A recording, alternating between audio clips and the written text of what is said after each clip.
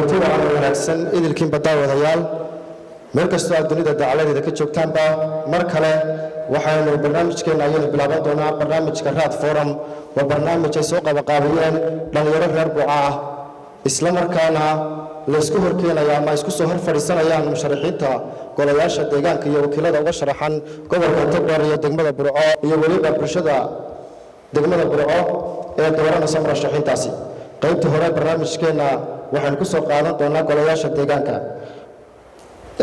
dawlayaal barnaamijkeena waxaa lagu martiyaa Mustafa Faarax Qalab oo sharaxan golaha deegaanka degmada Burco waana murashax ka sharaxan xisbiga muxaafidka kulmiye sidoo kale waxaa inala fadhiya isna murashax Sultan Jaamac Nuux oo sharaxan golaha deegaanka degmada Burco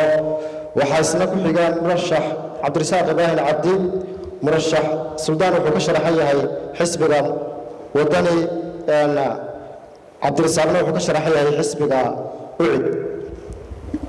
barnaamijka waxaa toos u daadihinaya qaybta koowaad ee barnaamijka telefishinka Home Cable TV dawlayaal intiina goobta fadhida barnaamijka waad ka qayb qaadanaysaan su'aalo ayaanad weydiinaysaan su'aalahaasi oo ku aadan qorshayaasha iyo waxyaabaha u qorshaysan in ay qabtaan murashaxiinta hortiina fadhiya ee u sharaxan golaha deegaanka degmada Burco murashaxiintan waxay ka mid yihiin murashaxiinta u tartamaya golaha deegaanka isla markaana saameyntooda leh waanan ku soo xulanay qaybta koowaad ee barnaamijka waxaan sii doonaa murashaxiinta murashax kasta 35 daqiiqo 15 ka mid ah murashaxaasi wuxuu soo jeedin doonaa qorshihiisa ku aadan wuxuu u qaban doona bulshada qaybta labaad waa 20 daqiiqo 20kaasi daqiiqo murashaxa waxay bulshadu weydiin doontaa qaybaheeda kala duwan su'aalaha ku aadan ama waxa ay tabayaan in ay u qabtaan murashaxaasi toos ayaynu barnaamijkeena ugu gudagalaynaa waxaanu ku bilaabanaa sida jadwalka inoogu qoran ayaynu u kala horaysiinanaa murashax xildhibaan Mustafa Faarax Qalab oo ka sharaxan xisbiga muxaafidka kulmiye soo dhaweey murashax waxaan salaamayaa dhalinyaradan soo qabanqaabisay barnaamijka waxta kale waxaan ku xasiinayaa dadka aqoonyahanka ee aadka u da'da yar leh ee hablo iyo dumarba leh hablo iyo dumarba leh ujeedaa waan aad iyo aad baan salaamaya aniga waxaa la yidhaahdaa Mustafa Faarax Cali waxaan ku magac dheerahay Mustafa Faarax Qalab waxa aan ku dhashay degmada Burco waxa aan waxbarashadii dugsiga hoose ee dowladda laga qoray maxadka Burco waxa aan ka dhaxlay waqtiyadii 88 gobolka degmada anigoo dhiganaya maxadka Burco galaaska afraad ah waxaan u qaxay hawdka imaam magaalada la yidhaahdo Habuura halkaasoo aan waxbarasho ii saamixin oo soo noqday Yurub ayaa amin waxa aan galay maxad islaamista intaa ka bacday waxaa tegay Yaman 2 sano ku mara oo soo noqday 95 iyo 6 goor aan ku qiyaasayo ayaa macalinka weyn Cabdilaahi Baasha la yiraahdaa imtixaan naga qaaday Yurub waxaan ku guuleysanay 5 nin waxaana la geeyay boarding ku yaala magaalada la yiraahdo Ergaabo oo aan dhowr sano ka soo baxay waxaanu kala soo baxay intaan garanayay ilaa 9 doctor oo Soomaaliland caan ka ah waxaa ka mid ah Xasan Sheekh Ali Warsame waxaa ka mid ah Sheekh Faysal Dr. Sheekh Faysal waxaa ka mid ah Yuusuf Qardaawi iyo Yuusuf Cali Ardo oo imika ah dhakhtar caafimaadka ragaasaanu maxadka ka soo wada baxnay intaa ka bacdi waxa aan galay jaamacadda Golis 2013 oo aan ka qalin jabiyay qaybta horumarinta bulshada intaas waa CV-ga waxbarasho iyo inta aan soo maray shaqada aan soo qabtay waxa ka mid ah oo igu horeysay shaqo dawladeed inaan noqday xafiis loo jiray oo uu sameeyay madaxweynaha qaranka Axmed Siilaaye Ilaahay khayr ha siiyo xafiiska cuntooyinka qaranka loo jiray iyo xafiiska hay'adda WFP waxaan soo noqday gobolada bariga agaasimaha gobolada bariga ee xafiiskaas waxaan ka faa'iiday khibrad fara badan oo ku saabsan xagga qaybinta raashinka xagga maamulka xagga waxa weeyaan dadka dayarta iyo sida wax loogu qabto intaa ka bacdi anigoo xafiiskii ka shaqeynaya ayaa 2017 madaxweynaha jamhuuriyadda Soomaaliland waxa uu ii magacaabay 2016 garabka dhalinyarada xisbiga kulmiye ee gobolada iyo degmooyinka heer qaran markii doorashadii lagu guuleystay ee madaxweynaha aan dhisayay uu ku guuleystayna waxa aan noqday maariye ku-xigeenka hay'adda wadooyinka ahna maareeyaha mashruuca wadada Ceergaabo Somaliland waxa ugu weyn oo dhaqaale lagu bixiyaa laba mashruuc oo waaweyn waa mashruuca wadada u dhaxaysa Hargeysa iyo Berbera oo Imaaraadku inaga caawiyeen ima DBO mashruuc dawladda wado oo Somaliland horena looga hirgeliyay intay joogtay waxa ugu weyn mashruuca wadada Ceergaabo budgetkeeda iyo miisaaniyadeeda waxa bixiya cashuuraha qarankan leeyahay baa laga bixiyaa ma aha caalamku inaga caawiyo anigu 3 sano joogay waxaan soo maamulay lacag 12 milyan oo ku baxday mashruucaas oo aniga si toos ah akoonkayga Ceergaabo la igu soo shubi jiray oo anigu aan maamuli jiray oo ahayd wadooyinkana waxa ku baxay lacag aad u fara badan waana meel aad u hawl badan bay ahayd wadadaas waan soo dhameeyay runtii rag hore iga horeeyay oo iyaguna istaashil gareeyay waxa jirta waxaan kala wareegay oo aan doonayna sharaxo maxaad u noqotay maamulaha mashruuca adiga oo ah maamul madaxweyne magacaabay oo loogu magacaabi waayo qof shaqaale ah waxaan kala wareegay maariye ku-xigeenkii hay'adda wadooyinka aniga iga horeeyay baa wuxuu ahaa maamulaha mashruuca wadada Ceergaabo imikana wuxuu ka mid yahay gudoomiyaha ku-xigeenka kumeeshka inuu yahay waan maleynayaa ima waa xubin ka mid ah kumeeshka qaranka sidaas awgeed baa markaan xafiiska yimi anigana la igu gartay inaan noqdo maamulaha mashruuca 3 sano soo dhisay waxaan soo dhisay 120 kiiloomitir wadada 190 aniga ayaa soo dhameystiray 3 sano gudaheedna shaqada adag baan ka soo qabtay intaas waxay ka mid tahay shaqada iyo CV-gayii waxaan ugu horeysiinayaa waxa loo yaqaan hagaajinta maamulka inaan meesha maamulka ugu horeysiyo waa in dhulka haddii dabada qodxi kaga taalo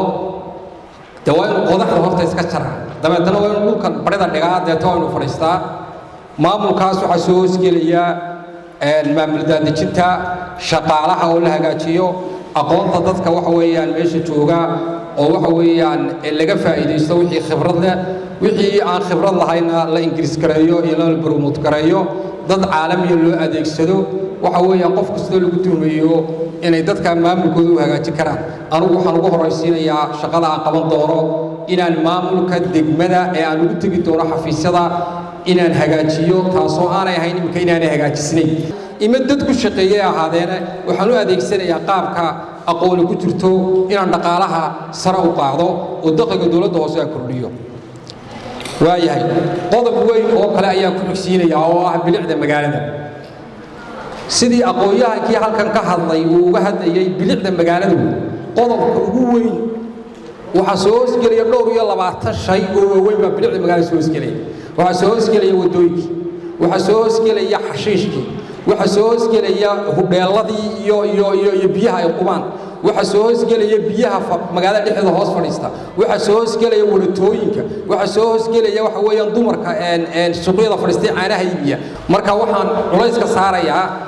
hawlahan idin sheegay oo ah bilicda magaalada waxaan doonayaa jidadka magaalada oo aan u leeyahay experience ma aqoon waayo waxaan soo dhisay 120 kiiloomitir 10 sanadood 30 sanadood ee burco jirtay lagama dhisin 20 kiiloomitir oo isku weera oo laamiya burco lagama dhisin wadooyinka la dhisay gobolka magaalada laga dhisay waa 2 kiiloomitir waa 1 kiiloomitir waa half kiiloomitir marka la isku geegeeyo waxaan jecelahay inaan 20 kiiloomitir gaadhay waxaan doonayaa markaa oo wax qabadkayga ka mid ah iskuulka dhawlayaasha wadada hawdka wadada xabaalaha ee tagta xabaalaha tagta iyo jeelka weyn oo aan moosay iyo waqtigii daadka gobolka Togdheer u yimi waxa aan soo kaxaystay cagafyadii aan hayay ee Ceergaabo yaalay iyo shidaalkii magaalada Burco dawladda hoose may moosin maanta way maqlaysaa aniga ayaa moosay warbaahinta way joogtay qiso baan doonayna ku soo koobo maalin maalmaha kamid ah xaalaha Burco anigoo safar maray dabeetana waxaan arkay meyd tuurta lagu sido waxaan ku waa maxay meydkan tuurta lagu sidaa dabeetana waxay ugu yiraahdaan roob baa daay gaarigii fitiska ahaa baan naga galay dabeetana asaas awgeed baan u sameynay waan noqday rabadaanadan fasaxan ugu ahaan jiray waxaan ku fikiray ilaahu mashruuca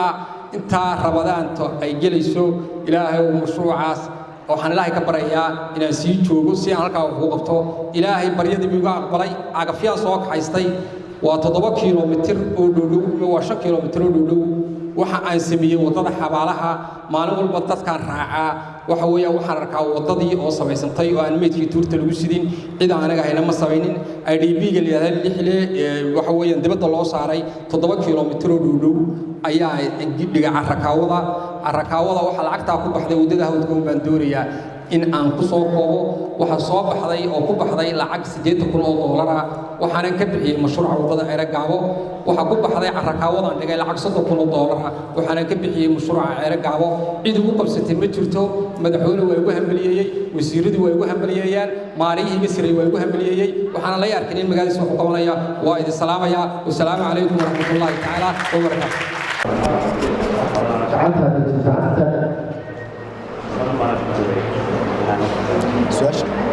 adigoo xil madaxweyne heer qaran haya inaad soo casisho oo soo sharaxdo waxa kugu kalifay aymkaaga inaad loo jeedo Mustafa waxaan weydiin lahaa wuxuu sheegay Mustafa inuu wax badan qabtay sidoo kalena wuxuu sheegay in balaankiisa wax badan ku jiro Mustafa waxaan weydiin lahaa miyaad aasas garaysay ama qiimaysay ama aad eegtay dhaqaalaha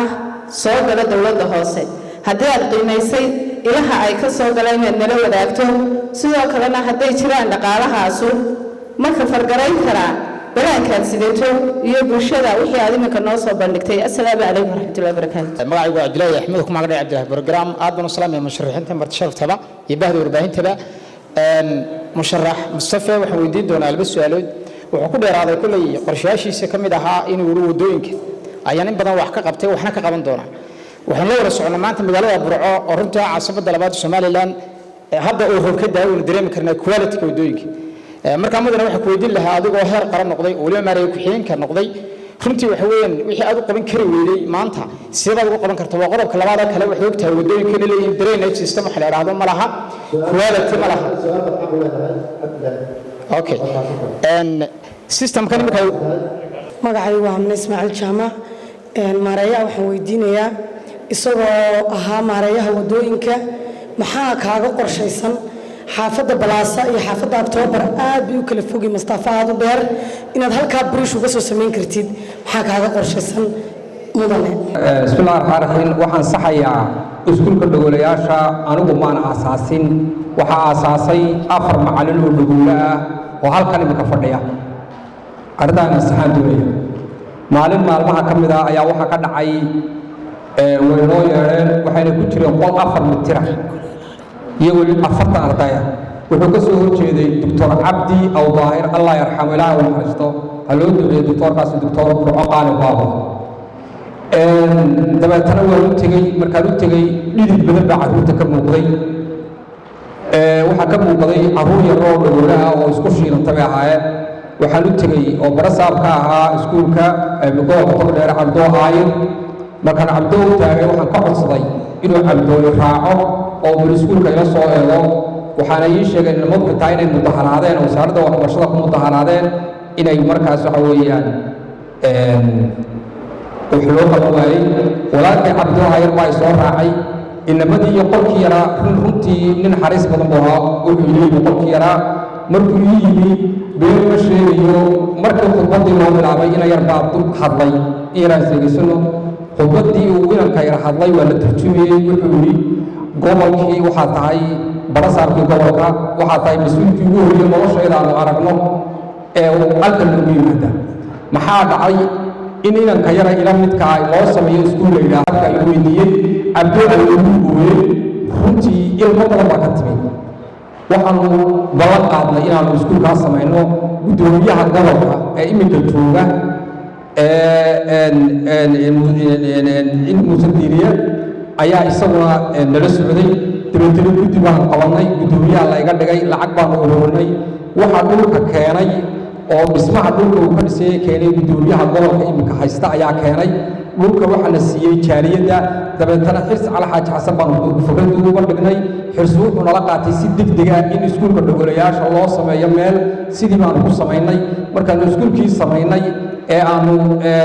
dhismihii sameynay ee aanu ardaydii u hornay waa iskuul weyn imika oo 20 galaas oo dhawa oo dirle oo aad yaabaysid ayaa la yidhi waxaan u baahanay basaskii ilmaha yar dhagoolaha marka laga soo qaaday Sheekh Ibraahim qofka dhalay ku aamini maayo inuu bas dhiibo ugu dhimanayaa gaaraha jiiraya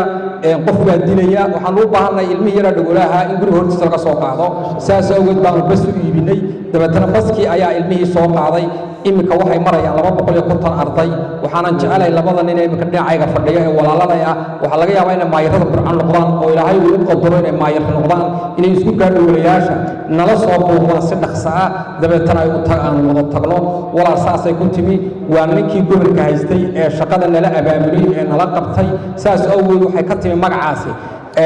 ragga halkaa fadhiya ayay ka timi oo waxa weeyaan ay ka timi waa maasantiin su'aasha labaad waxa weeyaan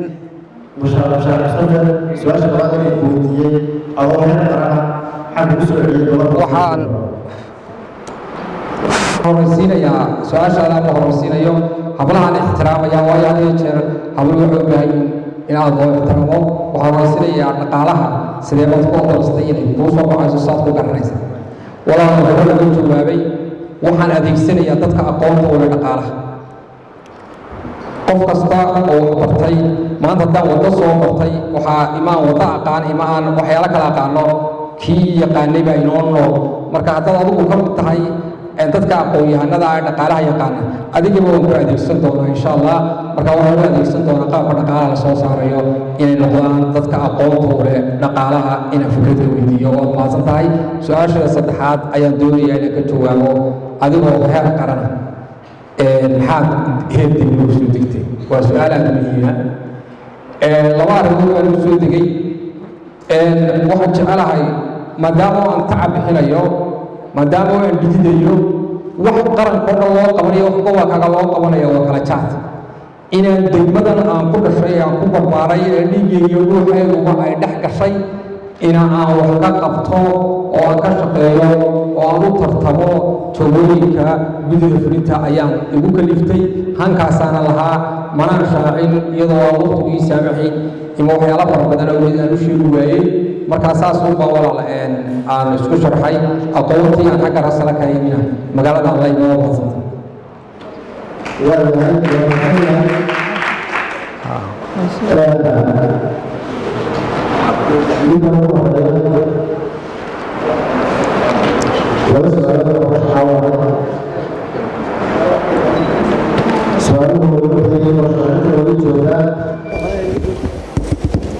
السلام عليكم ورحمة الله وبركاته مقعي عبد الله أحمد كم عقد عبد الله برنامج آدم السلام يا مشرحين تم برتشرف تبع يبهد ورباهين تبع مشرح مصطفى وحويدين دون البس سؤالود وحكوا بيراضي كل قرشاشي سكمل ها إنه ورود دوينك أيام بدنا وحكا قبته وحنا كقبن دونا وحنا لو رسولنا ما أنت مجال برعاء ورنتها عاصمة دلبات الشمالي لان هذا أوه كده وندريم كرنا كواليتي كودوينك مركز مدن وحكوا يدين لها هذا وهر قرن نقضي ولما ما ريكحين كان نقضي runtii waxa weeyaan wixii aad u qaban kari weeyay maanta sidaad ugu qaban kartaa magacay waa Hamna Ismaaciil Jaamac maareeyaha waxaan weydiinayaa isagoo ahaa maareeyaha wadooyinka maxaa kaaga qorshaysan xaafadda Balaasa iyo xaafadda October aad bay u kala fogay Mustafa aad u dheer inaad halka bariish uga soo sameyn kartid maxaa kaaga qorshaysan mudane walaalkay horta dadku magacyadooda ma sheegaan arrintaas waxay ku kalifay waa ka jawaabi doontaa qodobka labaad ee ugu horeeya waxaan u fahmayay wadooyinka waxaad tiri maxaad ka qaban waxaad ugu qaban weyday ma markaad qabanaysa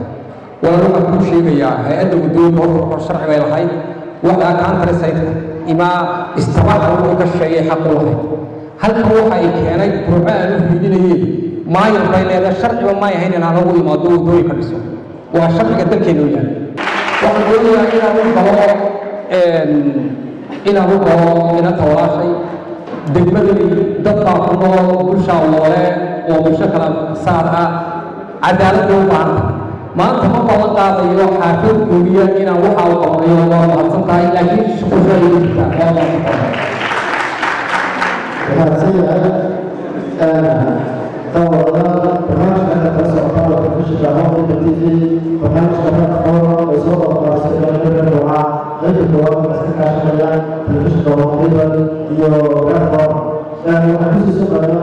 وتجربة برنامجنا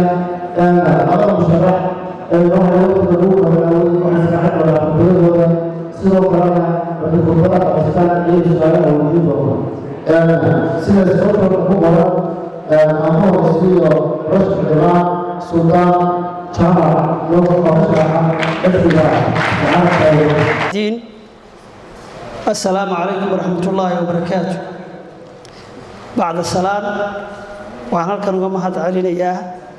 إلهي نوسر تجليي إن نسوق ما ذكر كقيمة بدن وعن كل هالكن وما هذا علينا إياه اللي يرى دور كفورم راد فورم وسر تجليسي برنامج كان هون كيبل تي في الصحافة كلا روتين كلا سوق يبقى شيء اللي يرى ذا قويانك haweenka madaxa jaamacadaha xogayaha dawladda hoose musharaxiinta kale ee maanta halkeen la joogta aad iyo aad baan u salaamayaa salaanta islaamka inta ku wada salaamaya waan idinka mahad celinaya bacda salaan intii waqtiga kooban 15 minute oo la siiyay iyo su'aalaha aan doonaya runtii inaan idin siiyo waqti idinku filan waxaan jecelahay inaan soo koobo waxyaabaha ay qorshaysan سلطان بدن بوكا هذلي الكوكو دشي وحو برتاي وحو سو قبتاي ورنتي ما جعلينا وقت بدن اسكغا لوميو marka qodobkan idin sheegay waxa weeyaan sultaan ahaan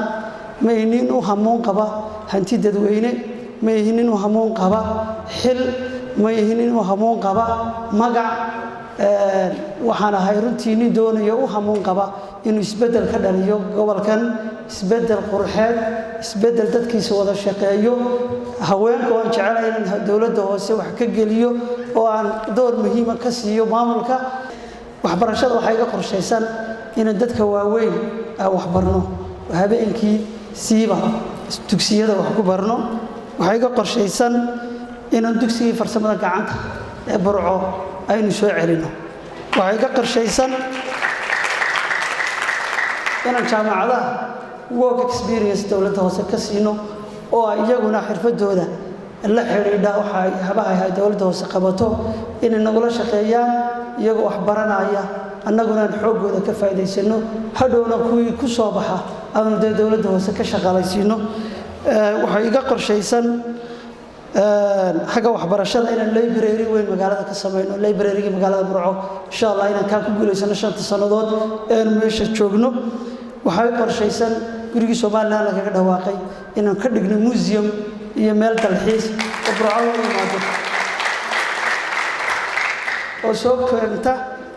dalxiisayaal iyo ganacsi iyo runtii quruxda magaalada inaan iibino caafimaadka waxay ka qorshaysan inaan xanaanooyin badan ka sameeyno xaafadaha magaalada ee ballaadhay waxay ka qorshaysan inaan kor u qaadno hygiene-ka magaalada hoteelada nadaafadda meelaha qudaarada lagu iibiyo iyo cuntooyinka in hygiene-ka magaalada kor u qaadno waxay ka qorshaysan in dawladda hoose ay xoog saarto si emergency aynu helo iyo farmasiyaal habeenkii furan 6 galabnimo ama 5 galabnimo marka ay qorraxdu dhacdo ama 8 runtii ma jirto dad xanuunsato meel lagu daryeeli karo waxa dhici karta in hargeysa lagu qaado hadii qof aad u xanuunsado marka insha Allah waxaan sameyn doonaa meel dawladda hoose ee maamulkeeda leedahay oo dadka emergency-ga lagu qaabilo jidadka waxay qorshaysan in wadooyin casri ah oo meel dadku maraan iyo meel biyo maraan aynu sameeyno waa la socotaa marka roobku doo ay maanta ka mid tahay magaalada halka qurux ka soo kordhin lahayd foolxumay ka soo kordhisaa iyo biyo meel fadhiya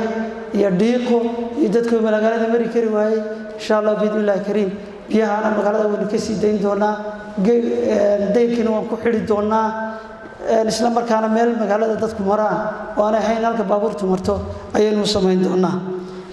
waxay qorshaysan fayadhowrka magaalada qashinka laga tuurayo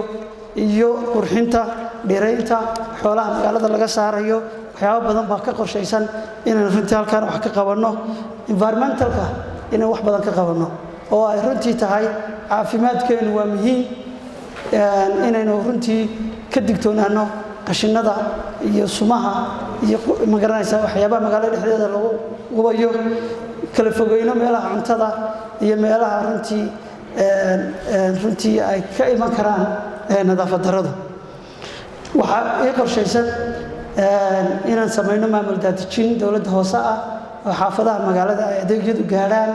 oo aan mar walba dowladda hoose nologu iman qof adeeg yar doonaya waxaa noo qorshaysan inaan digitalize ka dhigno mulkiyadaha iyo meelaha la isku qabsado oo ay noqoto 10 sanado soo socda inaan qofna qof meel ku qabsan qof walba la yaqaano waxa uu haysto marka GIS system la yiraahdo marka halkiisa laga hirgeliyay ayaan runtii doonaynaa magaaladeena inaan ka hirgelino waxaan doonaynaa in magaalada adreesyo u sameeyno oo qof walba adreeskiisa uu noqdo identity inaan digitalize ka dhigno adreesyadeena oo ay hadhowto businessyada magaalada ka jira ay runtii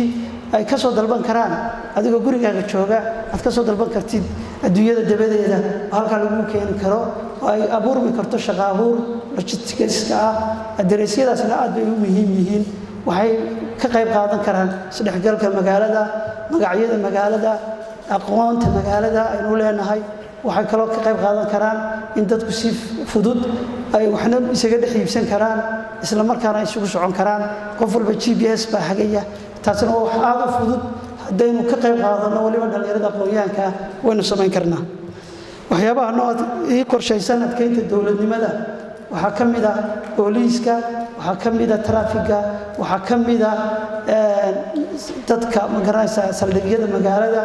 waxaa ka mid ah dadka iyo xiriirka ka dhaxaynaya dowladda iyo booliiska labadeedaba waa ogtihiin oo iminka booliiskeenu maaha u adeegayaal bulsho maaha waa ilaaliyayaal dadka xukunka haya iyo dowladnimada laakiin waxaan doonaynaa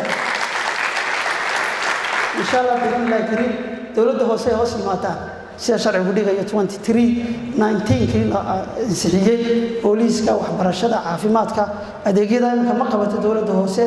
insha allah biidnillahi kariim inaan la soo wareegno adeegyadaas oo dhan oo ay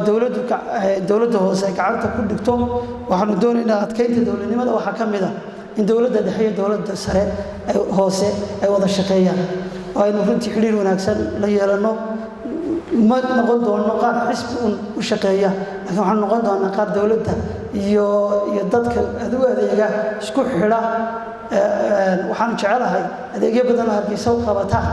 inaan halkan keenno waxaan mudan oo iyaduna meesha fadhiya oo dhan qaybta dowladayaasha oo ugu horeysay cabdiraxmaan macalinka dowladayaasha qaybta dowladayaasha xaqooda iyo su'aalaha inay weydiiyaan mashruucyadooda deegaanka deegaanka maayadka hadda jooga maxamed muraad waxooda ugu qabtaa dadka naafada oo anaga nala shaqeeyaan saddexdiina musharax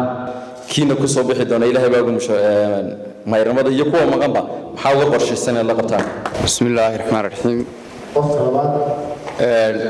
magacaygu waa doctor cabdiraxmaan xarbi calas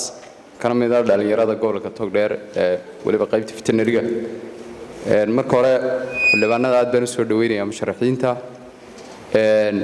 anigu su-aashan weydiin lahaa waa su-aal ku saabsan hygiene and sanitation su-aashan weydiin lahaa musharaxiinta waxa weeye waa hygiene and sanitation degmada burco waa ogtihiinoo magaalada burco hudheeladeeda haddaa u fiirsataan ninka kuugaa ee cuntada karinaya sigaarkiibuu ka dhaxabayaa wax qalaba uu xidhan yahay ma jirto dowladda hoose waxaad moodaa qaybta hygiene-ku inaanay ahayn dad akaademiga waxaan doonayaa inaan soo yar biyo dhaco waxaad moodaa dad akaademiya inaanay ahayn oo aqoon leh runtii cuntada iyo hudheeladuna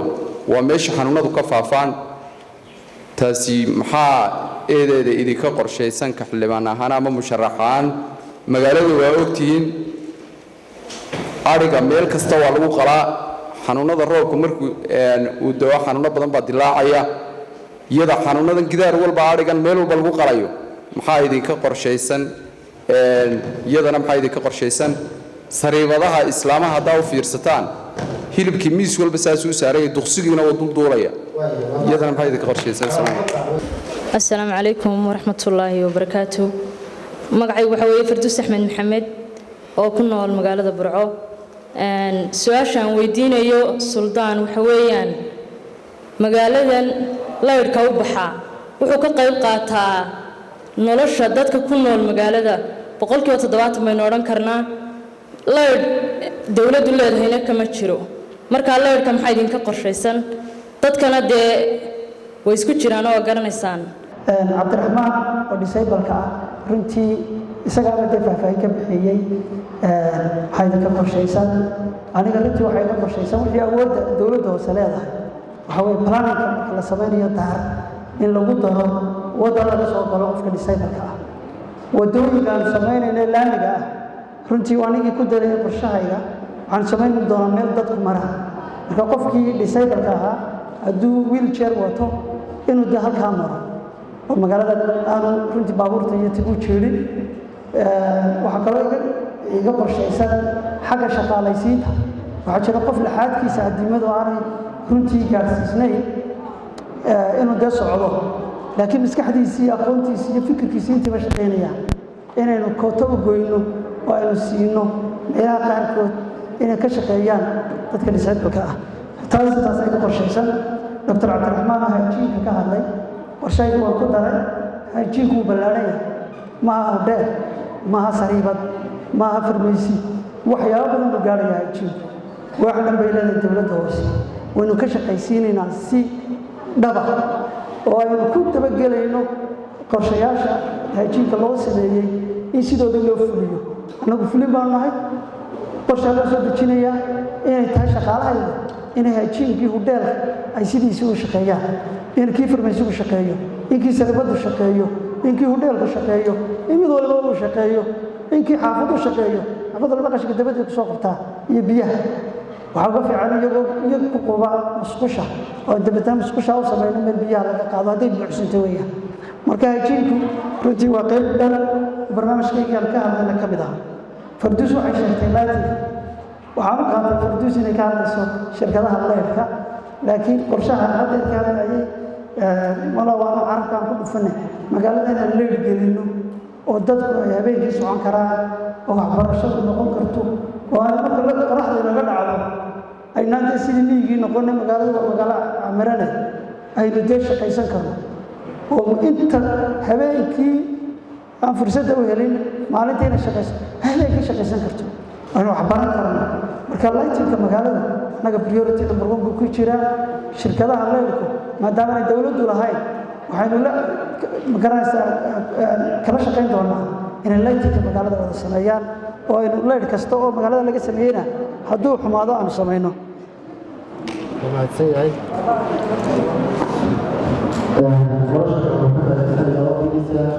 su'aalaha qofka ku xiga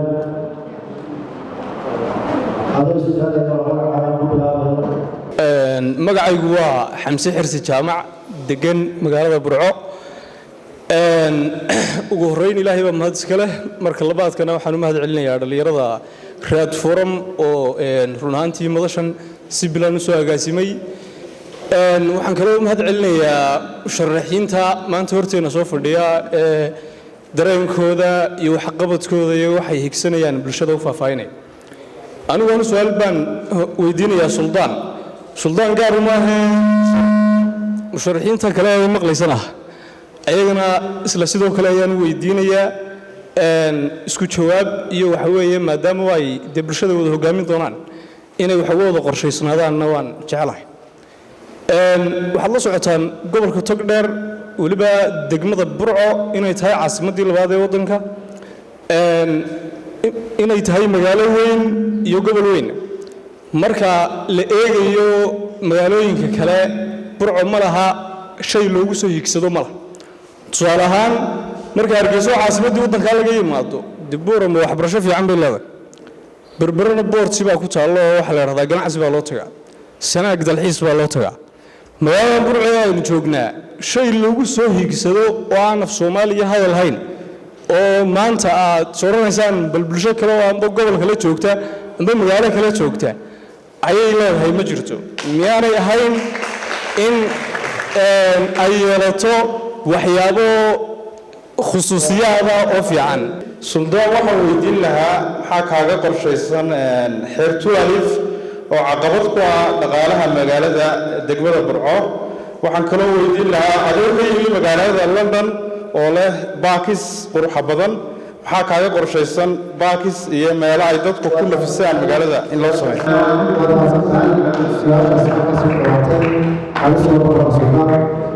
waqtiga oo lagu yiraahdo su'aalaha kadib su'aalaha kale oo soo maraya habla mid siiba laba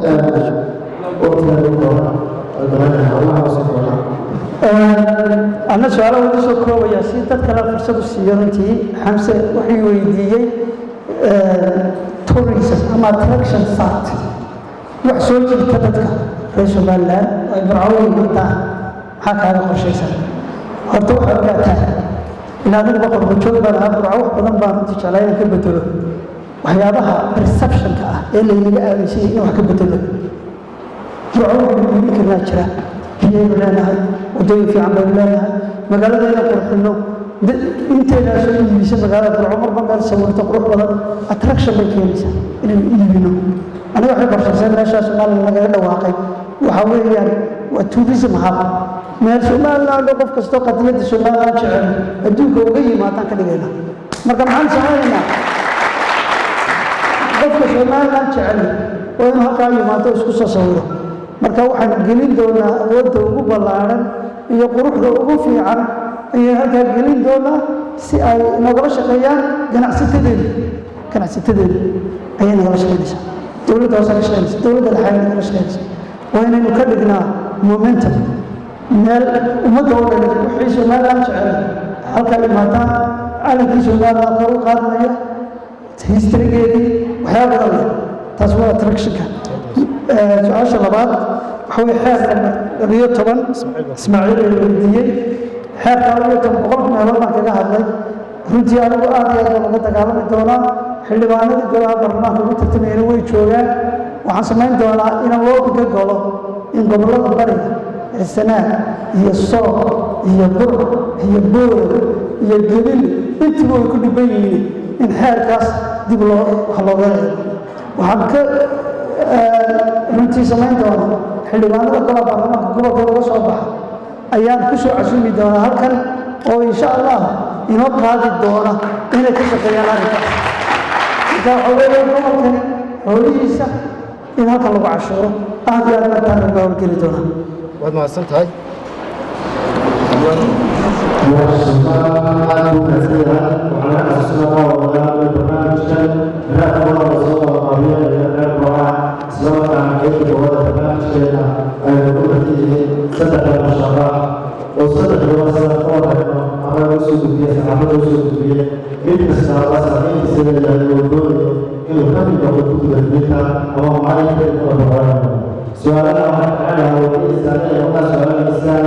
وهذا الفرق هو رش السابق وحنا حسسنا واحد مشي بالسو يقول لك شو تجدوها في فرق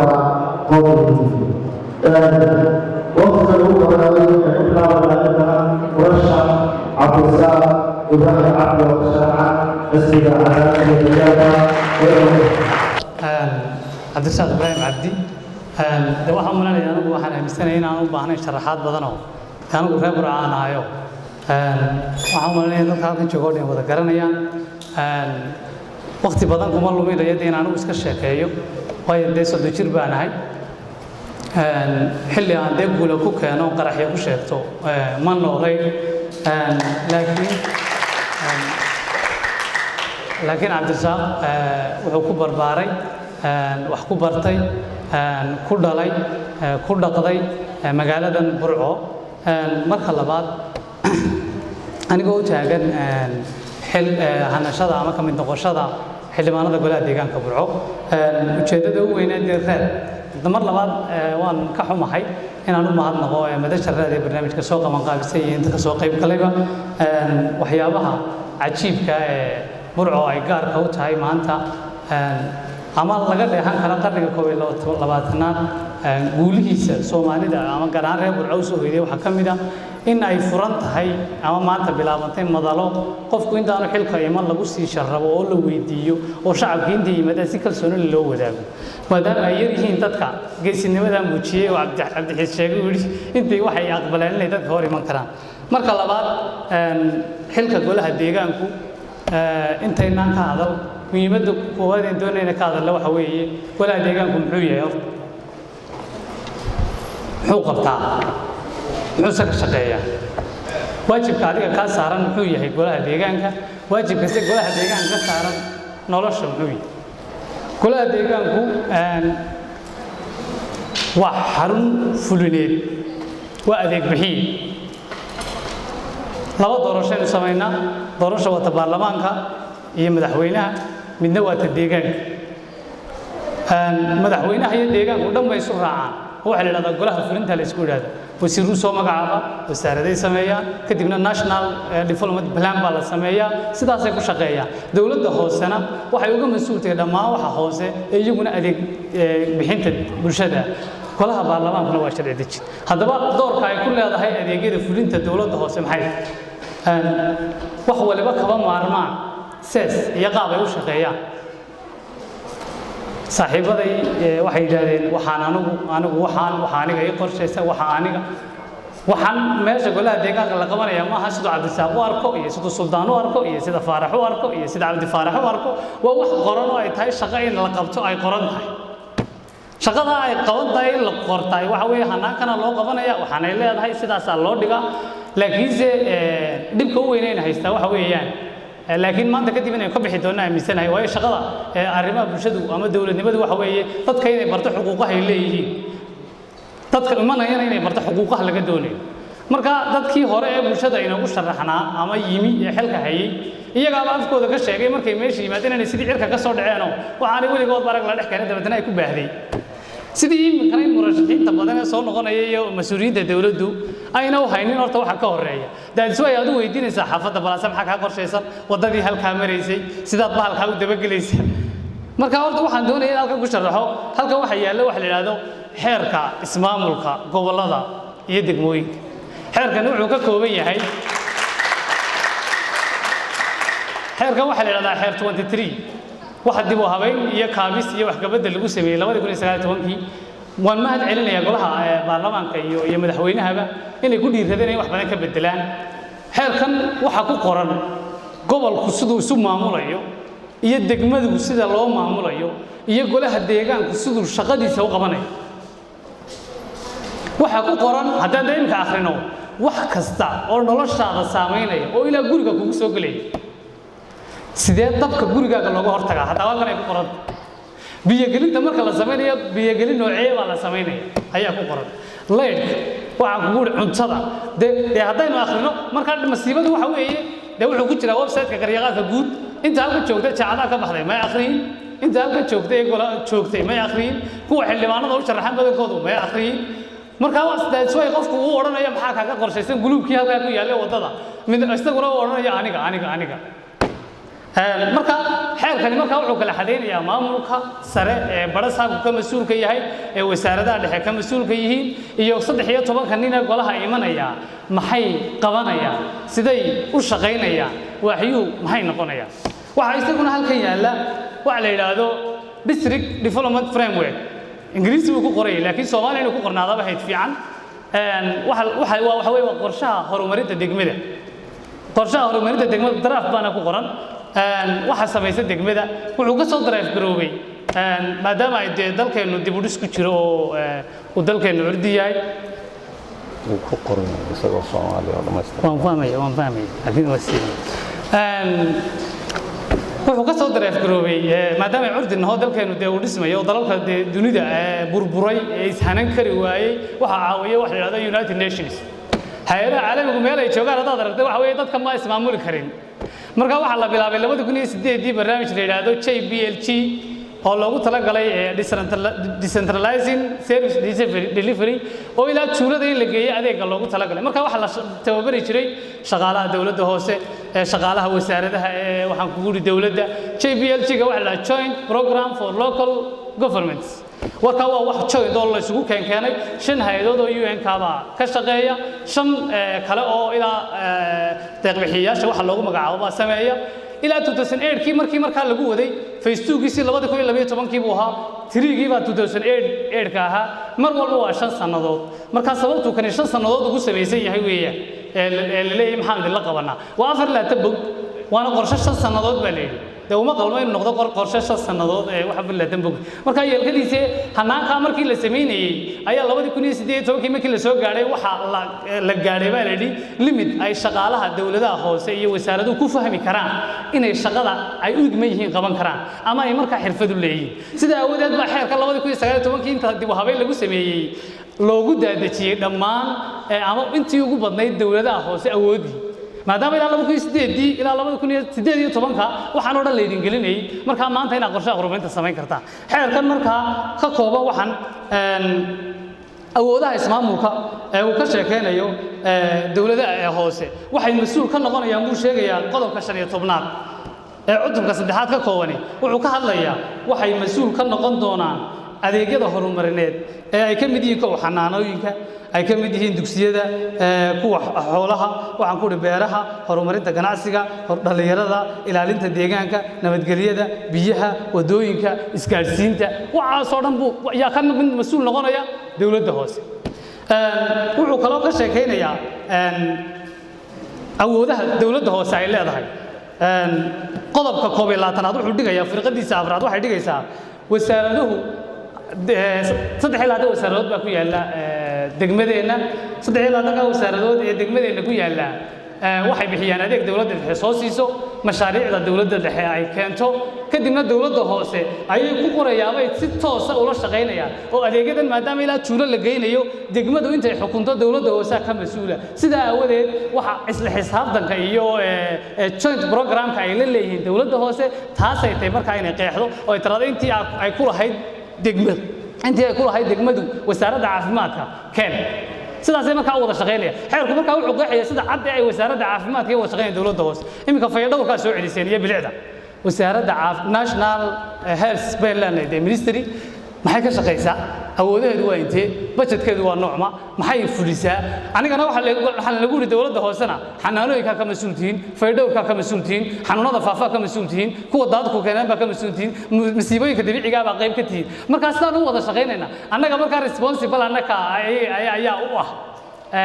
dawladda wasaaradda caafimaadka marka sida awadeed xeer baa de marka qeexaya iyagana u yaala oo joogo wasaaradda caafimaadka ku wana kan baa marka la raacaya waxa dirsaa qoranayo geedaan dhisaya fayadhowrka udheelkan dabada ka gelaya ma hataas institution baa wax qabanaya qof maaha institution wuxuu ku shaqeeyaa haykel iyo xeeran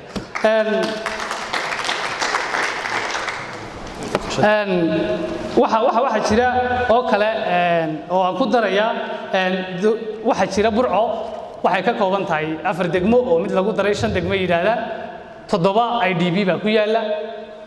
waa kii xogeeyo lahaa dad 800 kun oo qof baa ku nool waxa ilaa ku yaala 100 kun oo guri wax ka badan laakiin waxay xukuntaa 13 degmo hoosaad oo degmooyinka A iyo B daba halkan ku yaala intii aan sheegay oo dhan bay mas'uul uga tahay dawladda hoose saaxiibaday markaa waxay lahaayeen burco wadadan anigu xaafadan iskuulkan markaa waxa laga yaabaa inay ilaaway degmooyinkii ay xataa ka yimaadeen laga dooranayay kalbarre iyo gabagaba iyo gaadihaan iyo laba guuniyo markaa way ka saareen meesha dawladda hoose waxa ka saaran mas'uuliyad 114 tuulo oo burco hoos yimaada oo iskuuladooda xanaanooyinkooda xanaanada xoolaha dadka noloshooda biyaha caafimaadka wadada waa taasway aanu leeyahay 3 wasaarado gobolka ku yaala waxa adeegyadoodii iyo qorshaha horumarineed iyaga laftoodu ay la shaqeynayaan oo hoos imanayaan responsible ah dawladda hoose taas aalada keen wixii barnaamijka markaa waa la qorsheynay anigu markaa waxyaabaha ku faraxsanay waxa kamid ah engineering ay wax iga baxsan yihiin oo aan muddo 2 sano civilka iyo architect waxa dhisaanka la dhiganay caafimaadka wax iga baxsan yihiin public health iyo medicine caadiga inaan dhigtay kulliyadda horumarinta degmada waxbarashada 6 sano ka shaqeynay inaan ka shaqeynay degmooyinka iyo tuulooyinka arrimooda horumarineed waxay isugu jireen laba mid anigu de aan mushaar ku qaadanay mid aan bulshada gelinay marka waxaan ugu dambeyn ka tagayaa aad u mahadsantiin golaha deegaanka waxa yaala waa wax ay tahay in la qorsheeyo oo la qabto wax qof ku xidhan ma aha wax labaad ku xidhan ma aha wax sidaan anigu u fakarayo ku xidhan ma aha waa waxay tahay adeeg in la qabto taasna waxa ay ku faraxsanahay inaan garanayo intaan meesha tigin horta waxa meesha yaalay sida loo qabanayo assalaamu calaykum warahmatullahi wabarakatuh weydiintaan u galayaa koobaad waxay tahay waxaa jira mashruuc la yiraahdo GBLG waana halka uu dhimatay baashu nin walba dawladda hoose tagaa wuxuu tagayaa dakhli buu tagayaa shacabku maanta uma baahna sheeko waxay u baahan yihiin shaqo la qabto lacagta GBLG-ga mashruuc walba waad qabanaysaan maxaad nuugu sheegi weydeen inta ku baxaysa wadooyinka aad doonaysaan wadooyinkii hore waxaa ku baxay waxaa qabyada keenay sidee baan idinku aamini karnaa dhaqaalaha GBLG-ga soo baxa ama kuwo kaloo ka badan taas waa ta koobaad magacayga Mustafa Jaac Baruud waxaan weydiin lahaa xildhibaan intaan oo su'aasheeda iska dhex dhigayaba marba waxaan Mustafa qalab aad weydiisay isaga xagga wadooyinka ka soo shaqeeyay imiga laakiin iska dhex dhigaya waxaan weydiinaya wadooyinka maxaad ka qorshaysan maxaa wadooyinka inta ka qorshaysan waxa jira wadooyin baa magaalada laga wadisay waxa wadooyinka magaalada ku yaalaan nin civil engineer baan hoo magaalada soo wareegay wadooyinka markaa maxaad ka qorshaysan cabdirasaaq su'aal baan doonayna weydiiyo horta marka hore isaga waan bogaadinayaa cabdirasaaq su'aashan ku weydiinaya walaal waxay tahay xeerka qoran ee meesha yaala iyo waxa idinka horeeyaba dawladda hoose oo waxaad ragga kala siman tahay oo xeerka aad sidato maanta xildhibaan kasta uu akhriyi karaa waxa idinka wada horeeyana waa istaragal aad wada xallin doontaan ama waxaad kaliya xallinayso cabdirasaaq walaal maxaa kugu taageeraayo aad adigu xooga saari doontaa oo qorshahaaga ah waayo doodaada maanta doodaada waxa ka muuqata xeerka inaad xooga saarayso war maxaad u sharaxanteed xooga saaraysa oo anigoo kaltuuna cabdirasaaq kugu taageera JBLG-ga waxaan ku dadaalaynaa qoondada imika la soo siiyey oo aad u hooseysa burco sababtoo keentay waxa weeye dawladdeena hoose waxay awoodi waayeen inay budgetkii loo soo deynayay ku shaqaystaan reportkiisii sameeyaan waayo dee wixii aad umay fahmaynin koonsaddankuna dee isagu fuliye maaha hadda waa qorsheey marka inaanu ka daba tagno kobcinno sida ay u qiimeeyaan lacagta loo kordhiyay waxa ay JBLG-gu qoontada wuxuu ku saleeyo aanu soo bandhigno deeqa caalamiga marka inaanu sugno inaanu qeexno isla markaana miisaaniyada dawladda hoose waxa dunida naga soo galay waxa idinku ku darsataaba inaanu soo bandhigno ayaa ku dadaalayna tan labaad waxa weeyaan wadooyinka waanigi markii dhawaad ka hadlayay labada su'aalood dababa way isku seeyaan wadooyinka maxaa kaaga qorshaysan iyo cabdirasaaq maxaa kugu doortaa war walaalow anigu institution baan ka mid noqonayaa waxaan ku faanayaa waxa weeye inaan la tegayo khibradayda iyo garashadayda iyo awoodda iyo aqoonta aan waxaan u leeyahay in la fuliyo marka waxaad igu dooranaysaa iga filayso iyo wadada sida ay ogaan doontaa waa shaqada meesha ka socon doonta hadhow waxaan aaminsanahay haddii si fiican looga wada shaqeeyo aniga iyo saaxiibada iyo kuwa kale maqanay ilaahay sukayo soo saaro oo nagu dacaysaa 13 wanaagsan meesha yimaadaan ilaahay baa qoray inaan anigu imanayo suldaan imanayo mustafa imanayo in mustafa kale imanayo in cabdi faarax ma ogin laakiin 13 wanaagsan oo aayaduhu qabtaan inay yimaadaan marka walaal kaltuulay waa maasan tahay haddaa ku dhado maxaad igu dooranaysaa ku dhado waxa igu dooro waxa igu been baan ku sheegaya waa institution baa ka qayb galaya institution kuna qaab u shaqeeya waxa laakiin aaminsanahay kartidayda iyo aqoontayda aan ku aaminsanahay inaan hayo 7 mashruuc oo dawladda hoose u tari kara inaan hayo baahiyaha jira inaan guddi hoose haddii lagu dara ka qayb qaadi karo haddaan ma noqdona kama fiicano horta hadaan imanaya xisaabtan assalaamu calaykum markaan dhageystay qorshahaaga waxa weeye igula xisaabtama xeerka haddaan xeerka kugula xisaabtamo kugu soo doorto oo dawladda hoose tagtid anigu hadhow kaa yeeli maayo xildhibaankii maayarkii maa noqone ku-xigeenkii maa noqone ma iscasilaysa haddaad shaqada qaban weydo wana soo dhaamaysaa asalaamu calaykum magacaygu waa raqiino su-aashan ku weydiinayana waxay tahay maxaa kaaga qorshaysan madaarka burco kaasoo xidhnaa muddo ka badan 10 sano isla markaasna la rinshiyeeyo markuu madaxdu imanayso amaba dee laga soo guro caws ama waxa shaqadiisii hayn maadsantahay deganay xaafadda ka dhalaydka waxaa jira dad danyar ah oo dariiqyada la fadhiista quud maamuudkooda oo haddana dariiqyada tacadi badan ka soo gaadho dadkaasi waxay u baahan yihiin hoy ama meelo loogu tago waxayna iibinayaan ku iibiyaan maqlaysaa markaas dadkaa maxaa kaaga qorshaysan niyow weli dee waa ku celcelinayaa masiibada u weynaynaysataa waxa weeyaan waxay naga muuqanaysaa karti darrada dadkii dawladda inooga horreeyey ma naqaano waajibka ka saaran dadkan aynu meesha geynayno markaa waxaynu la soo boodaynaa su'aal meel hoose ku jirta oo ay tahay la soo dhiraandhiriyo oo xagga sare lagaga yimaado oo la baaleeyo markaa marka la leeyahay inankaasi wuxuu igu yidhi cabdirasaaq waxaa tidhi xeerka waa timi meeshii dhagdhag waa soo gashay masacsidaysaa dhawada shaqada ka soo bixi weydo muhiimadda horta waxa weeye markaan meesha imaado dee xildhibaan baanahay 13 baan ka mid ahay institution ka wax qabanaya cabdirasaaq horta wax qaban maayo mar labaad baa idinku celinaya cabdirasaaq wuxuu la imanaya xirfadii waxaan ku dhaqaaqi lahaayeen waajibaadkii laga soo baxo ay hanaankani dhaqaaqo laakiin cabdirasaaq kaliya meesha ma jooga dhowr boqol oo shaqaalo dawladda hoose leedahay oo maamul leh oo golo fulin leh oo wasaaradda la shaqeeya oo wasaaradda arrimaha guduhu ay sii hoos taga oo mashaariicda guud ee dalka laga shaqeeya bay horta ku dhex jiraan anigu markaa waxaan noqon karaa meeyar isla xisaabtan baa leeyahay markaa dee yaa ila xisaabtamaya oo igu odhanaya cabdirasaaq oo iscasil mashaq qofka halkaa joog marka adeega adigaan ku soo gaarsiiya kaliya igu horreeya meeshay bannee mise waa institution waxay tahay in la abuuro hanaan isla xisaabtan hanaanka isla xisaabtanna idinku ma samaynaysaan annagay waajibtay inaan samayno waayo aniga idinku yidhi waxaa la sameeyaa shirka wada tashiga marka qorshe sanadeed marka la sameeyo waxaa la sameeyaa qorshaha sanadka baa 3 loo kala jebinaya 3 bilood oo kasta waxay waajibtay in la isugu yeero daneeyayaasha bulshada kadibna daneeyayaasha bulshada loo soo bandhigo maxaa qabsoomi waayey sidii inankaa su-aasha weydiin uhi maxaa u soo bandhigi weydaan qoondada ta labaadee kale inantaasi weydiisay waxay tihi madaarka horta waa hay-ad dowladeed dee maaha xarun dowladda hoose leedahay horta si aynu fahanno madaarku hay-ad dowladeed weeyaan wasaaradda wakaaladda hay-adaha duulista iyo hawada ay hoos tagtaa ee maareeyahaasaa maamula su-aasha saddexaad dee waxay weydiisay suuqyada dadka ganacsada suuqyada waa qayb dhan oo ka mid ah sida loogu noolaanayo horta dawladda hoose waxay ka mas'uul tahay nolosha haddaan idin soo koobo waajibka dawladda hoose gurigeenu wuxuu leeyahay aabbo iyo hooyo waynu ognahay dee guriga 70% waxa ka mas'uula hooyada nadaafadiisa dhaqaalaha hoose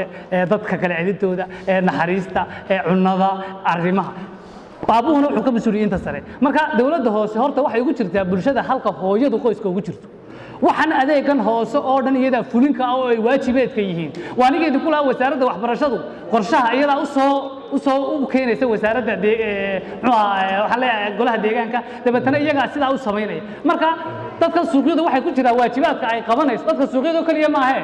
iskuulkii iminka laga hadlaya dhagoolayaasha dadka naafada guud ahaan agoomaha dadka suuqa jooga ee deenugu haya dhibaatada badan ee ka mid yihiin darbajiifka dadka waxaan ku yidhi dawarsada kuwa innaga ah ee waxaan ku yidhi danyartaa kuwa suuqyada fadhiya ee kuwa waxaan ku yidhi layr iyo biyo midna aan haynin iyo kuwa xanuunsanaya marka qayb bay ka yihiin waxaanu kaga shaqaysiin doonaa haddaan dee sharaxo waxay noqonaysaa ka marka ma odhanay cabdirasaaq waxaas ay iga qorshaysantay waayo waa institution magacaygu waa kaysaali cabdi waxaan su-aasha weydiinayaa musharax maayar suldaan waxay noqonaysaa su-aashaydu haddii aad noqoto maayarka magaalada Britole maxaad shaqo abuurka kale dhalinyarada kale maxaa kaaga qorshaysan runtii waxa ina ragaadiyey oo gobolka Togdheer ragaadiyey wax la yiraahdo mucaarad iyo muxaafid markay soo baxaan waxaan kowlida ka codsanayaa berri markaad soo baxdaan insha Allah warnaga daayo mucaaradka muxaafidka iyo dawladda iyo xisbiyadeeda kala jiidan doona oo 13 kiilo noo wada shaqeeya barnaamij baan ku jiraan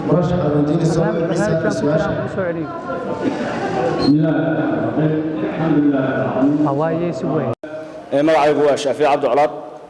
su-aashan waxaan weydiinaya suldaan su-aashu kale waxa weeyaan bilicda magaalada ayay ka mid tahay magaalo marka la qorshaynayo haddii dhirayn iyo bilic iyo nadaafadeeda la eegayo magaaladeenu waa magaalo xoolaad markay tahay waxaan weydiinayaa suldaan maxaa idinka qorshaysan xoolaha magaalada ee faras magaalaha meel kasta isbuuxiyey maxaa idinka qorshaysan su-aasha waxaan weydiinayaa oo kolley aafku aad igu cuncunay sharax cabdirasaaq su-aashu magacaygu waa Roode Maxamed Cumar su-aashan weydiinaya cabdirasaaq waxay tahay cabdirasaaq sida labada musharaxee kale ay ka qaadeen go'a waxqabadoodii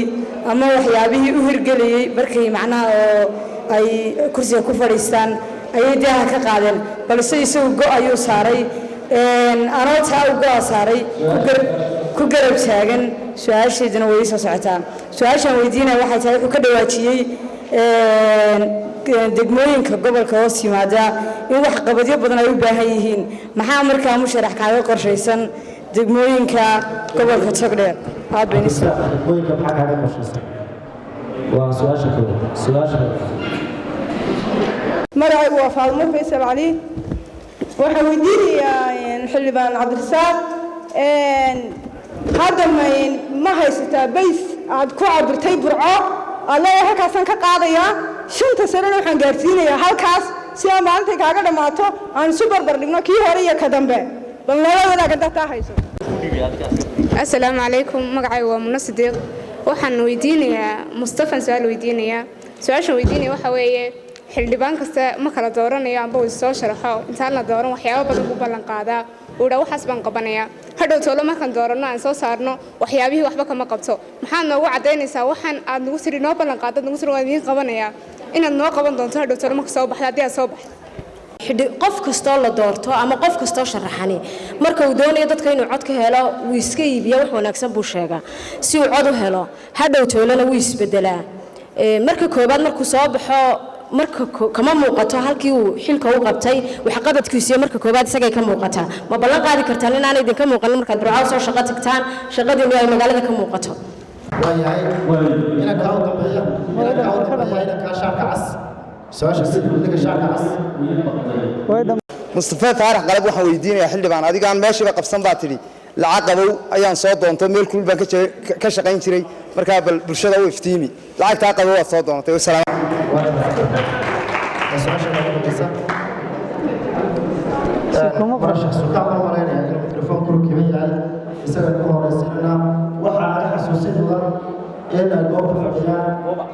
مشرعين كاملة قضايا جمهورية الصومال المشرع محمد أحمد هوسة ومشرع حسب محافظ الأكاديمية يا عبد الرشيد محمد عبدي باحر ومشرع حسب وكم وهو مشرع المسلم كم كذا هل السيد ومالك العالية برنامج كلنا قبل كله يعني مشرعين برنامج كلنا لما يوعد عصرنا إلى فردا هذا السوق بالبرشة.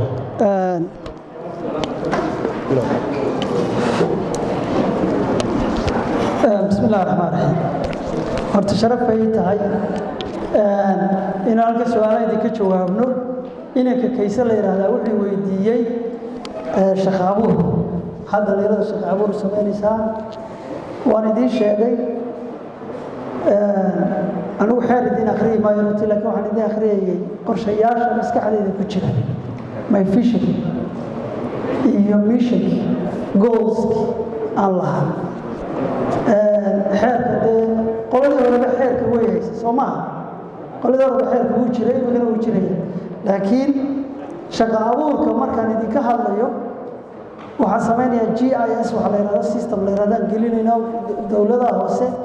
oo waxa ka bedeli doona mulkiyadaha iyo sida loo soo cabiro dhulka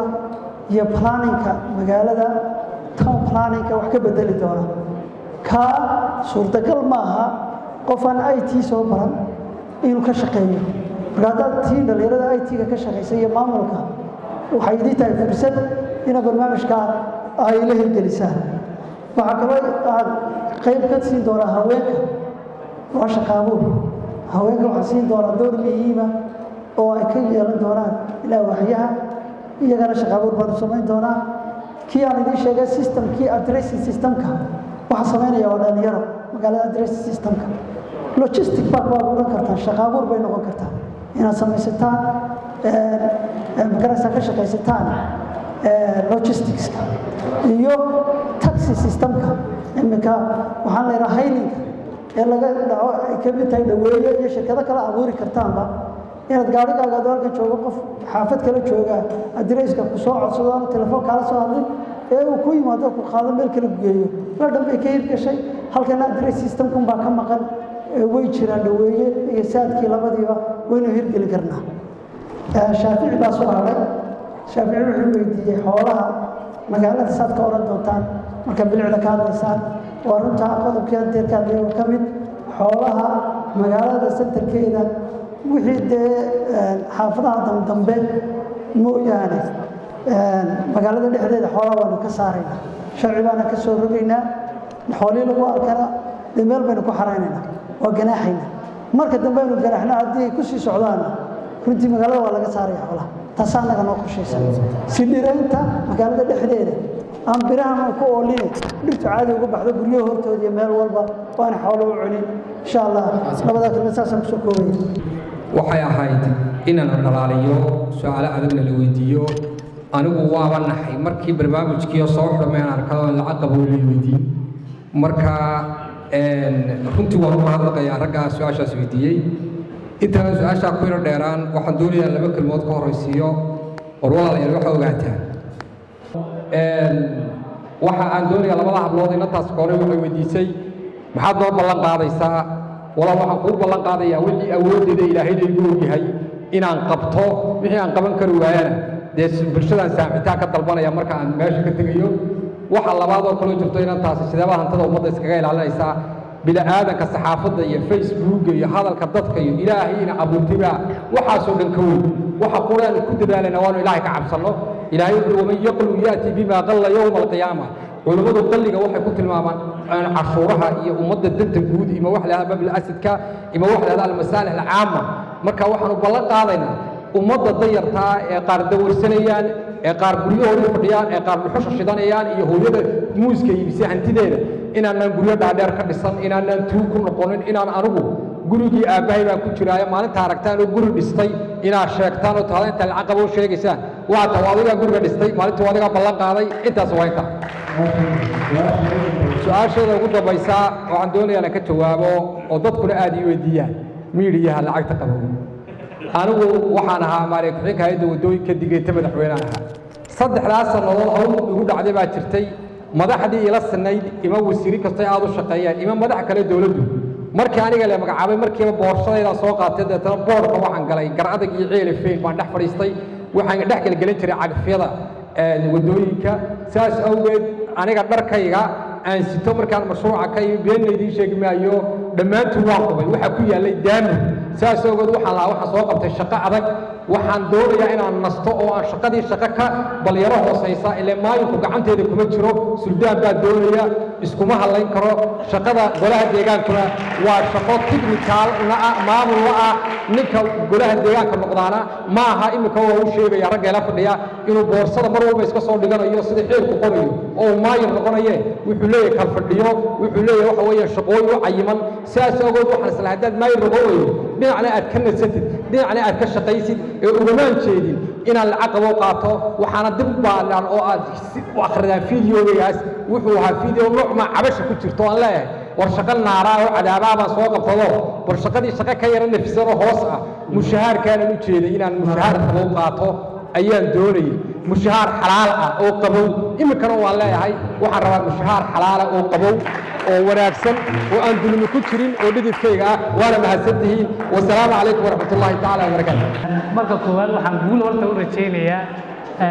suldaan iyo mustafe iyo cabdi faarax oo fadhiya mustafe calas xildhibaanada golaha deegaanka intii rajo lahoo dhan inay soo baxaan waxaynu ognahay 9 sharaxay yihiin 26 inay dhacayaan baynu marka labaadna hubnaa inay 13 kaliya soo baxayaan baynu hubnaa qof kasta oo fiican waa anigu la duceeyay 13 fiican yimaadaan waxaan kaloo guul u rajaynayaa maxamuud axmed oday iyo cabdirashiid baaxeer oo hadday beesha yimaadaan aan aaminsanayn burco matalaadeeda si fiican uga soo baxayaan marka labaad nima yahow mustafana waa kii yidhi cabdisaaq waxaanu qoran waa ka qareeyo dadkuna waa kuwii yidhi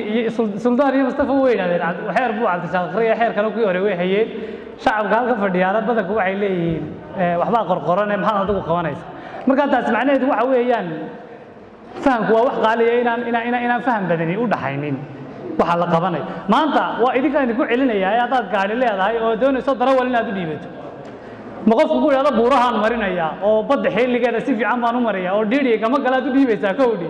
mise nin waxaa kugu uri garanaya gaadhiga noociisa expert baartiisa makaaninimadiisa kugu odhanaya gaadhigu hadba masaafadu socdo hadba miisaanka uu qaado hadba shidaalka lagu shubo hadba qalabka ku jira ma qof sidaasa marka wuu qaldan yahay qofka kugula buurahaan marinaya baddaan marinaya laascadood baan saacad kaga soo noqonaya been buu kaasi kuu sheegaya marka anigu inaan been idiin sheega dee ma doonayo anigu inaan been idiin sheego ma doonayo sababtu waxa weeyaan dee waxa fikrad ahaan ama si aad conceptka aad ka haysataan iyo realityga meesha yaalla aad u kala fog waxaana weliba kasii afeefanaya oo mara ka dhiganaya saaxiibkay maxamuud axmed oday oo hadalka leh oo dowladda hoose in badan la shaqaynayay JPLG-ga weydiinsiga ka shaqaynayay ilaa heer tuulo aanu ka soo wada shaqaynay hoose marka walaalayaal horta xilka golaha deegaanku waa in la qabto adeega bulsheed oo ilaa heerka ugu hooseeya ee qofeeda kaasina maaha cabdirasaaq siduu u arko horta waa qaab loo shaqeeyo qof ka gudbi kara qaabka loo shaqeeyaana ma jiro ama maayir ha noqdo ama qofka xashiishka xaadhaya ha noqdo ama ha noqdo qofka waxaan kuri suuqa jooga cashuurta soo ururinaye qof ka gudbi kara qaabka loo shaqeynaya ma jiro waayo waxaa jira rules and regulations institution kasta oo ku shaqeeyo murashax suldaan waan mahadsan tahay oo si doona laakiin waxaan ka horeysanayna laba musharax oo ka mida golaha wakiilada oo bilow ilaa dhammaad inala fadhiyey goobta ayaynu sii doonaa min 1 minut si ay goobtooda u dhigtaan waa murashax cabdirashiid maxamed cabdi baaxeed iyo murashax maxamuud axmed xasan aan ku horeyn maxamuud iyo kelmadiisa soo taago ma ahayn maanta waxay ahayd maalintii deegaanka kelmad keliya oo mahadnaqa baan soo taagay way iman doontaa maalinta wakiilada halkaasaan ku soo bandhigi doonaa waxaan soo bandhigayno murashaxiinta golaha wakiilada waxaan mahadcelinayaa waxaan aad iyo aad ugu faraxsanahay mashruuc aniga aan islahaa daacibaad ku tahay muddo dheer inuu alxamdulilah rabbilcaalamiin uu maanta halkan maray inay bulshada iyo dadka u sharaxan isbartaan in dadka loo sharaxo dowladnimadu waxay tahay buuggaa waa aqrinayay cabdirasaaq waxay ahayd in dadka la baro beri hore maanta inuu isagoo murashaxa inoo sheego eeda isagu mala waxaan kaga baxayaa mahadnaq awoogay iyo inta kale oo dhan waxaan soo jeediyaa guul murashaxiinta kelmadaan reer barcoo dardaarmay ah wey 13 deegaan iyo 5 golo wakiilo oo gobolka u tura oo u shaqeeya oo aragti leh oo maamulka iyo wuxuu yahay u baxsan tahay idinkaan mas-uuliyaddiina ay tahay maanta laga bilaabo annagu waanu taaganahay idinkaan hooya go-aanka gaadhaan asalaamu calaykum waraxmatullahi wabarakaatu waxaynu dabaqaynaa khayrul kalaami maa qalla wadalla hadalka in uu koobnaado uu waxna yana tusiiyo runtii awood baa ka muuqata ku jirta saddexdaa muxuu ahaa tartame awood baa ka muuqata qofku markuu dhasho markuu rabo inuu kaco firigfirigta yacni dee waa awood marka u dambaysana dee wuxuu noqdaa qof arrimiya anigu su-aala weydiin maayo aqoonta mashruuca dowladaha hoose iyo dhisitaankooda aan u leeyahay ayuuma waxaan u kala guray laba dhinac waxay xuseen iyo waxaanay xusin waxaa wax walba ka horeeya in institutionka dowladda hoose uu yahay adeeg bixiye urban planning engineerkii halkan taagnaa ayaa sheegay waa adeeg bixiye maalinta laydin doorto ayaa idinku dambaysa waa idiin doqoniino haddaad dib ugu noqotaan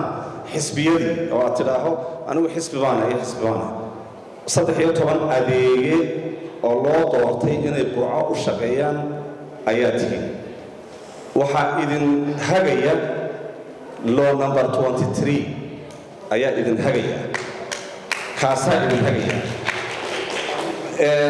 wax kasta oo la qabanaya kaasay ku yaallaan haddana taa waxa gudub taalla in aanu xeerku isagu shaqaynin ee loo baahan yahay dadkii shaqayn lahaa loo baahan yahay waxyaalaha aa xusteen aan ku horeeyo waxyaalaha ayadaan xusin ee u baahan inaad ku xisaabtantaan bacdamaa aad tihiin saddexdii hadday mii jiraan cid ka soo horreysay soo saddexdii xildhibaan ugu horreeyma yacni dee tartanka hawshan yacni saddexdii xildhibaan ugu horreeyey waa martiqaado sooma waxa weeyaan transparency-ga ama hufnaanta maamul iyo isla xisaabtanka haddii labadaa meesha laga waayo dee waxa weeyaan ilaa hantidaad maamulayso adigu ma lihid isla xisaabtan iyo hufnaan waxaa kuu horseedaya 5 sanaba waxaa la sameeyaa dowladaha hoose qorshe la yidhaaho qorshaha horumarinta degmada ee wakhtiga fog 5 sanaba mar baa la sameeyaa waa laydin barayaa waa laydinku tababarayaa sida loo sameeyo markaasaa qofka kartidu ay ku jirtaana uu garanayaa wuxuu qabanaya iyo qorshahaas wuxuu yahay waxaa laga diyaariyaa annual planning and budgeting wax la yidhaaho sanad walba qorshihii baa la soo qaadaa qorshuu dadkiina wax bartay iyo inta kaleba way fahmi karaan si guud buu u hadlayaa sanad walba wixii la qabanayo ayaa laga soo saaraa waa hawl laydin bari doono sida loogu shaqeeyo laakiin haddaad tiraa mee halkan iga dhigo taydaan wadanayaa no xeerku wuu yiilay aqoontu way tiilay waliba waa la sii xoojiyey laakiin de applicationkii fulintii baa loo baahan yahay haddii golaha deegaanku ay fuliyaan aqoonta ay hayso wasaaradda arrimaha guduhu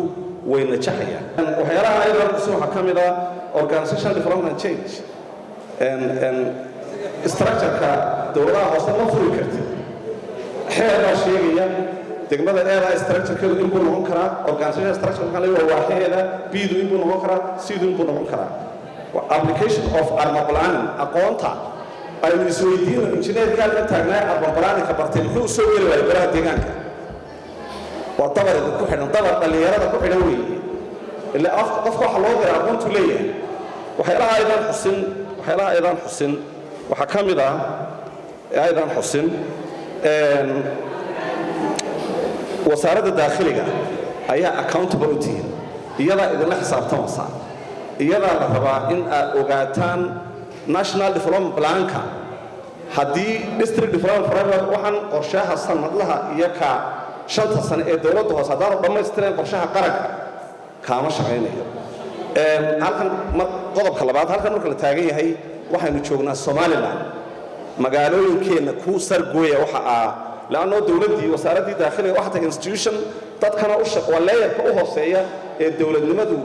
gaadhsiiya bulshada dowladaha hoose waa inay isugu kaa xidhnaataa qarankaad ka tirsan tahay iyo muxuu ahaa dadkaagu oo aanad magaalooyin kale iyo tusaale waad soo qaadan kartaa waxyaalaha loo baahaya waxaa ka mid ah aydan xusin halkuu dakhligu iga soo gelaya dakhligu revenue enhancement dakhligaaga halkan waxaa la sheegay 100,000 oo guri ugu yaraan markaad dadka xisaabiso ee aad tiraahdo waa 600,000 oo qoys markaad tiraahdo haddaad min 6 ka dhigto waxa weeyaan muxuu ahaayey dee waa 100,000 oo qoys dowladda hoose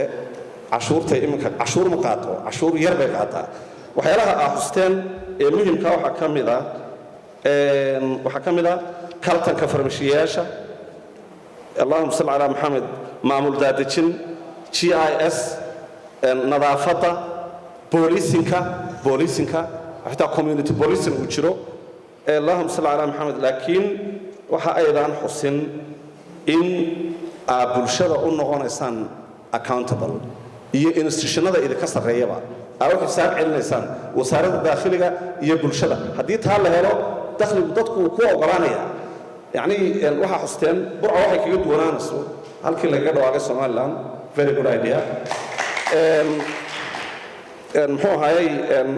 cabdirasaaq iyaynaan ka baydhin waxaa saxa ah qaanuunka law number 23 ayaa hagaya golayaasha deegaanka qodob dhalinyarada dambe waanu u sii yara sheegayaa waxa weeyaan anu manifesto weyn baan qortay xalatoo dhan waan fadhiyo waxaan soo noodgaraynayay bal waxaan ka soo dheegan karo xeerarku waa skeleton baa la yidhahdaa xeer adduunka marka la sameeyo skeleton baa la sameeya laakiin fulintiisa dadkaa leh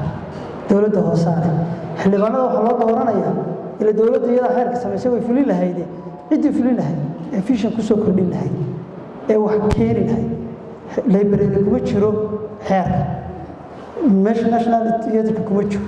wadada la samaynayo biyo shubkeeda iyo waxa inaga laynaga rabaa xanaanada meesha laga samaynaya inagay samaynayna marka in efficiency lahayno oo manifesto qorno oo aynu dadka la hor nimaadno oo inay weydiiyaan oo hadhow inagula xisaabtamaan waxa weeye runtii wax muhiima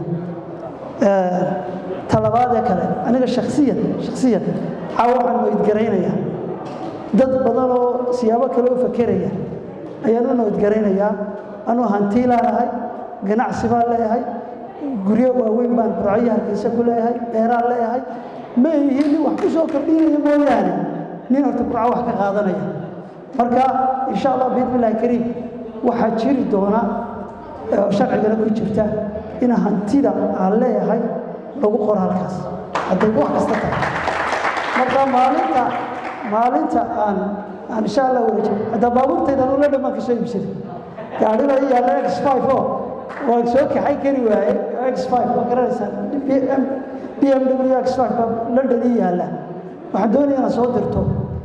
laakiin halkan dee bil ooli maayo burburaya asla markaad wadooyinka hagaajiso